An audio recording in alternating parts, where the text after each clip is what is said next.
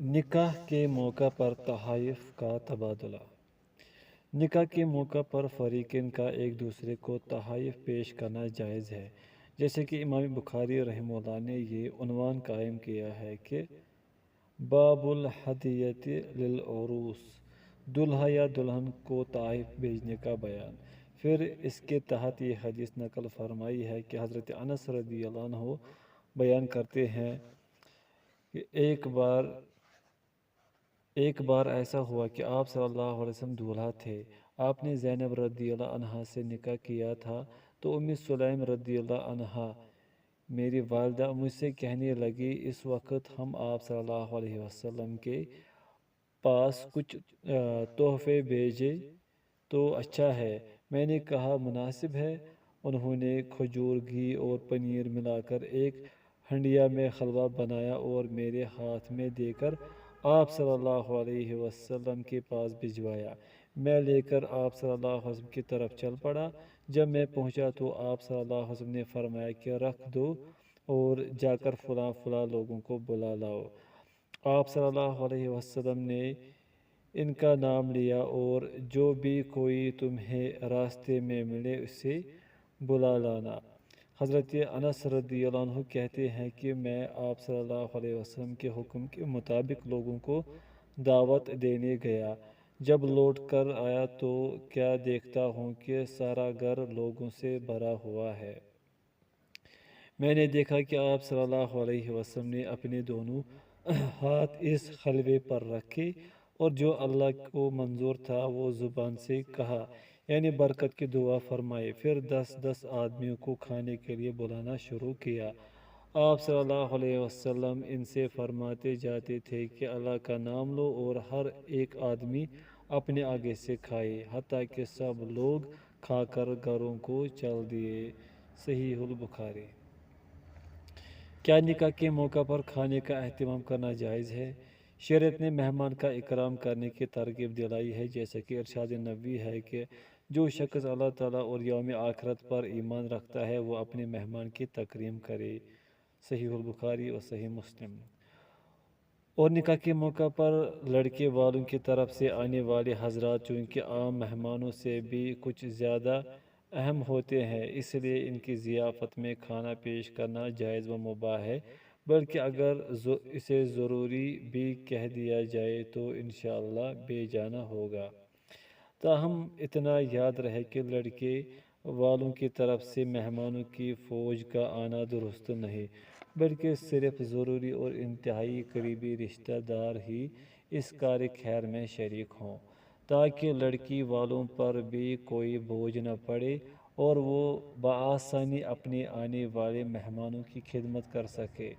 نیز لڑکی والوں کے لیے مناسب یہ ہے کہ جتنی توفیق ہو اسی کے مطابق کھانے کا انتظام کرے، بے جا تکلفات میں پڑ کر خود اپنے آپ کو پریشان نہ کرے۔ نکاح خفیہ نہیں بلکہ اعلانیہ کرنا چاہیے۔ حضرت عبداللہ بن زبیر رضی اللہ عنہ سے مروی ہے کہ رسول اللہ صلی اللہ علیہ وسلم نے فرمایا نکاح کا اعلان کرو۔ یہ روایت حسن ہے۔ ایک روایت میں ہے کہ حضرت عمر بن خطاب رضی اللہ عنہ کے پاس ایک نکاح کا ایسا معاملہ لایا گیا جس میں صرف ایک مرد اور ایک عورت گواہ تھی۔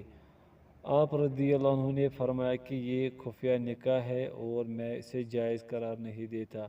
اگر میں اس مسئلے میں مزید پیش قدمی کرتا تو رجم کی سزا مقرر کرتا۔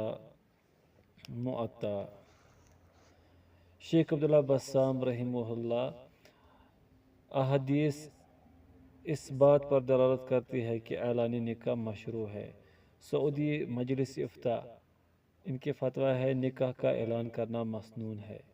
ایک دوسرے فتوے میں فرماتے ہیں کہ اسلام میں نکاح اعلان پر مبنی ہے، لہذا اس سے چھپانا جائز نہیں اور اعلان کی مشروعیت میں عظیم حکم موجود ہے، جیسے کہ یہ بات مخفی نہیں۔ اعلانی نکاح کے لیے دف بجانا اور گیت گانا یہ عمل مستحب ہے، لیکن یہ یاد رہے کہ دف ایک ایسا اعلیٰ صوت ہے جس پر چوٹ لگائی جائے تو اس سے کوئی سر پیدا نہیں ہوتی، لہذا اس پر قیاس کرتے ہوئے ڈھول، ڈھمکوں اور ایسے آلات ساز کو مباح قرار دینا ہرگز درست نہیں جن سے سر پیدا ہوتی ہو۔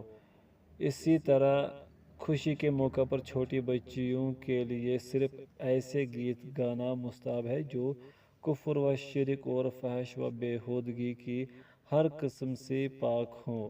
اس کے دلائل حسب ذیل ہے۔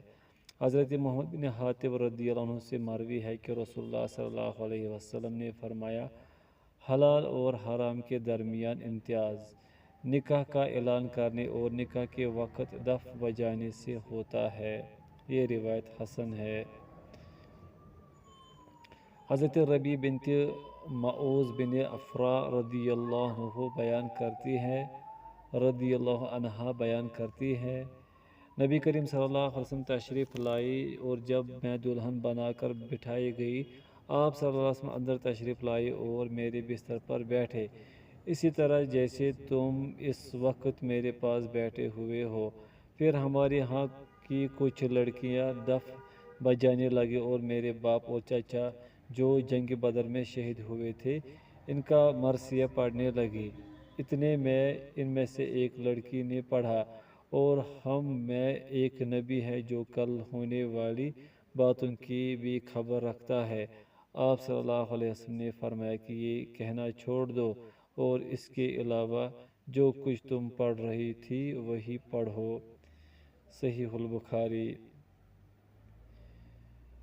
حضرت عامر بن سعد رضی اللہ عنہ بیان کرتے ہیں، ایک نکاح کی مجلس میں حضرت قرظہ بن کعب رضی اللہ عنہ اور حضرت ابو مسعود انصاری رضی اللہ عنہ کے ہاں جانا ہوا۔ وہاں کچھ لڑکیاں گانا گا رہی تھیں۔ میں نے ان سے کہا، آپ کو رسول اللہ صلی اللہ علیہ وسلم کے صحابہ ہونے کا شرف اور غزوہ بدر میں بھی شرکت کا اعزاز حاصل ہے، یہ آپ کے سامنے کیا ہو رہا ہے؟ ان دونوں نے مجھ سے کہا، اگر آپ پسند کریں تو ہمارے ساتھ بیٹھ جائے اور گانا سنیں، اور اگر جانا پسند کریں تو چلے جائے، اس لیے کہ ہمیں نکاح کے موقع پر گیت گانے کی اجازت دی گئی ہے۔ یہ روایت صحیح ہے۔ حضرت ابن عباس رضی اللہ عنہما بیان کرتے ہیں، عائشہ رضی اللہ عنہ نے اپنی قرابت دار انصاری لڑکی کا نکاح کرایا۔ رسول اللہ صلی اللہ علیہ وسلم تشریف لائے تو آپ صلی اللہ علیہ وسلم نے دریافت کیا کہ تم نے لڑکی کی رخصتی کر دی ہے؟ انہوں نے اس بات میں جواب دیا۔ آپ صلی اللہ علیہ وسلم نے فرمایا، کیا تم نے اس کے ساتھ گیت گانے والیوں کو بھیجا ہے؟ عائشہ رضی اللہ عنہا نے جواب دیا، نہیں۔ تو رسول اللہ صلی اللہ علیہ وسلم نے فرمایا، انصاریوں کا گیت گانے کی طرف میلان ہے، کاش تم اس کے ساتھ ایک ایسی جماعت کو بھیجتے جو یہ گیت گاتی، ہم تمہارے پاس آئے ہیں، ہمیں بھی مبارک ہو اور تمہیں بھی مبارک ہو۔ یہ روایت حسن لغیری ہی ہے۔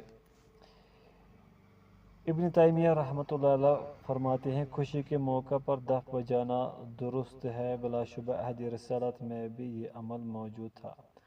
عبد الرحمن مبارک پوری رحمۃ اللہ فرماتے ہیں، شادی کے موقع پر دف بجا کر مباح اشعار کے ذریعے گیت گانا جائز ہے۔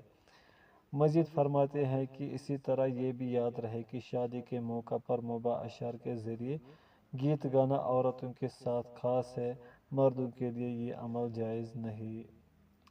سعودی مجلس افتاء ان کے فتویٰ ہے، وسائل اعلان میں سے یہ ہے کہ دف بجایا جائے، لیکن یہ عمل صرف عورتوں کے لیے ہے، مردوں کے لیے نہیں۔ دوران حیض نکاح کا حکم۔ شیخ ابن عثیمین رحمۃ اللہ علیہ فرماتے ہیں، کسی لڑکی نے دریافت کیا کہ میں ایک نوجوان لڑکی ہوں، کچھ عرصہ قبل ایک نوجوان کے ساتھ شادی کا پروگرام طے ہوا، مگر اتفاقاً میں اس دوران حیض سے دوچار تھی۔ میں نے نکاح خواں سے دریافت کیا کہ کیا ان ایام میں نکاح ہو سکتا ہے؟ اس نے تو جواز کا فیصلہ دے دیا، مگر اس پر میں خود مطمئن نہ ہوئی۔ آپ سے یہ دریافت کرنا ہے کہ کیا یہ نکاح صحیح ہے، اور اگر صحیح نہیں تو کیا دوبارہ کرنا ہوگا؟ شیخ نے جواب میں کہا کہ دوران حیض عورت سے نکاح جائز و درست ہے، اس میں قطعاً کوئی حرج نہیں ہے، اس لیے کہ عقد نکاح میں اصل چیز اس کا حلال اور صحیح ہونا ہے، جبکہ حالت حیض میں تحریم نکاح کی کوئی دلیل نہیں۔ اگر صورتحال اس طرح کی ہو تو نکاح درست ہے اور اس میں کوئی حرج نہیں۔ یہاں نکاح اور طلاق کے مابین فرق کو سمجھنا ضروری ہے۔ دوران حیض طلاق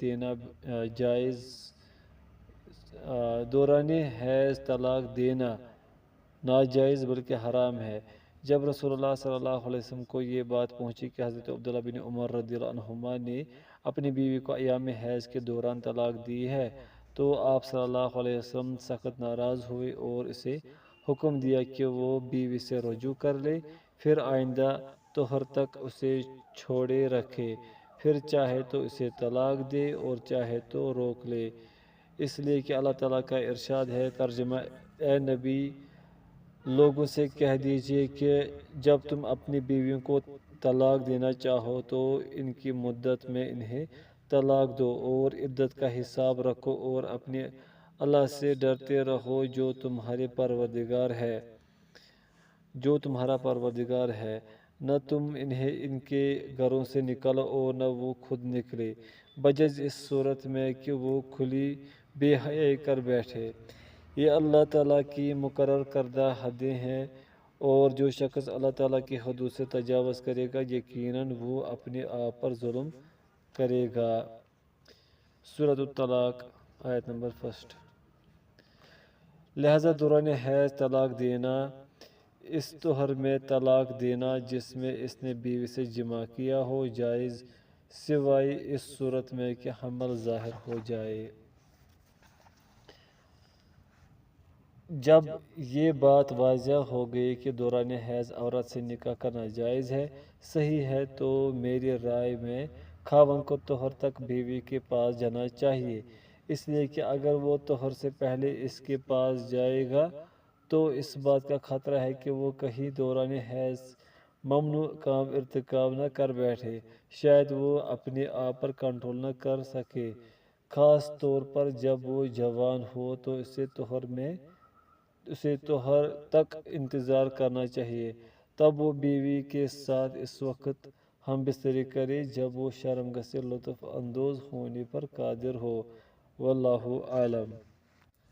نکاح کے بعد نیک میاں بیوی کا تعلق وفات سے بھی ختم نہیں ہوتا، کیونکہ وہ دونوں جنت میں بھی ایک دوسرے کے شریک حیات ہی ہوں گے، جیسے کہ حضرت عائشہ رضی اللہ عنہا بیان کرتی ہیں کہ رسول اللہ صلی اللہ علیہ وسلم نے مجھ سے فرمایا، کیا تجھے پسند نہیں کہ تو دنیا اور آخرت میں میری بیوی رہے؟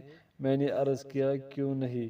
تو آپ صلی اللہ علیہ وسلم نے فرمایا، تم دنیا اور آخرت میں میری بیوی ہو۔ یہ روایت صحیح ہے۔ دلہن کو جہیز دینے کی شرعی حیثیت۔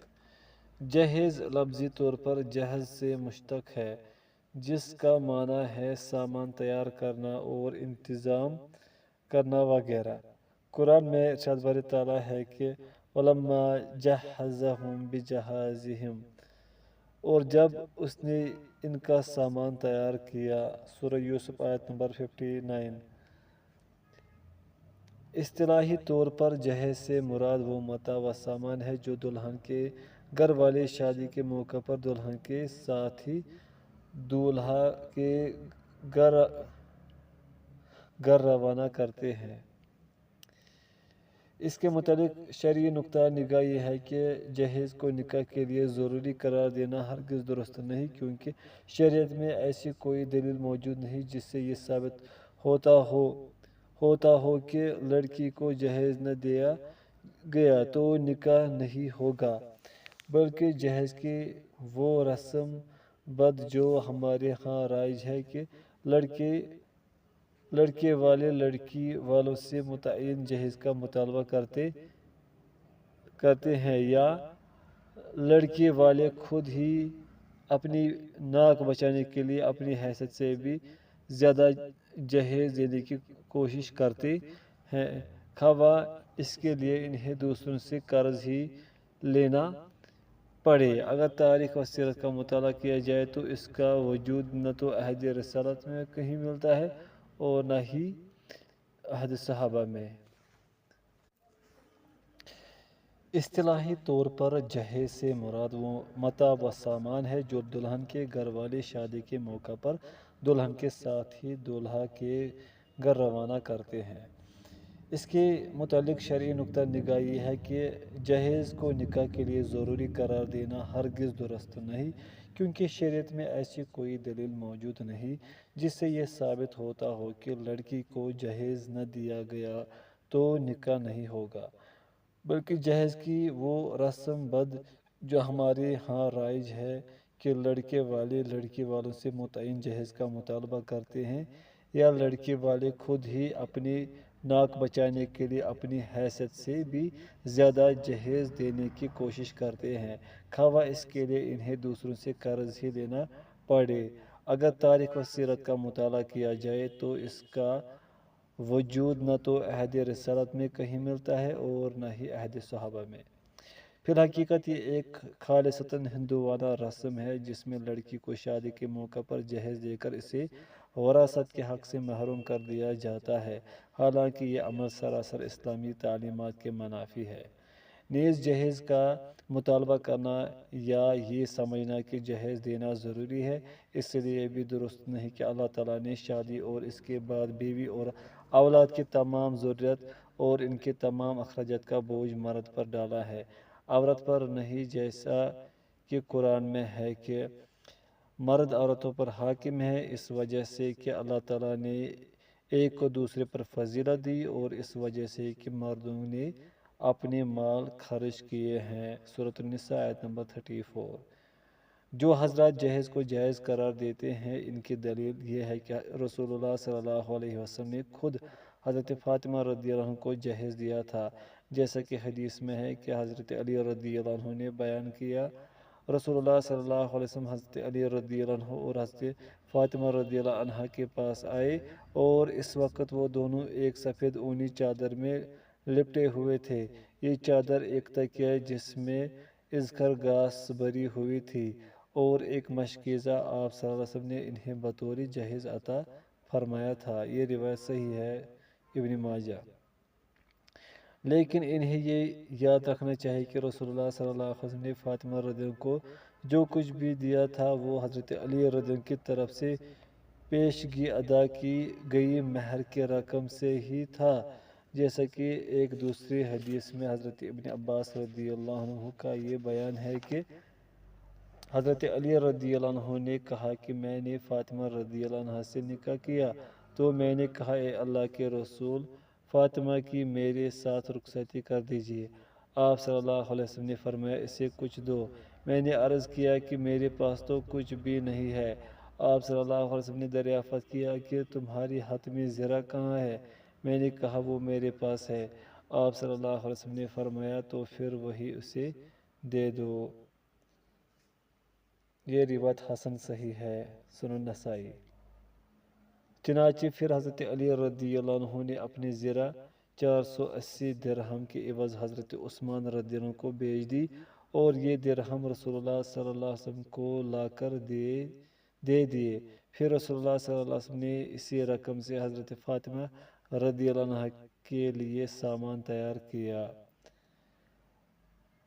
تاہم شریعت میں اتنی گنجائش ضرور موجود ہے کہ اگر لڑکی کے سرپرست خود لڑکی یا لڑکے کو کوئی تحفہ وغیرہ دینا چاہے تو اس میں کوئی مذاق نہیں، جیسے کہ حضرت خدیجہ رضی اللہ عنہ نے اپنی بیٹی حضرت زینب رضی اللہ عنہ کی شادی کے موقع پر انہیں ایک ہار بطور تحفہ دیا تھا۔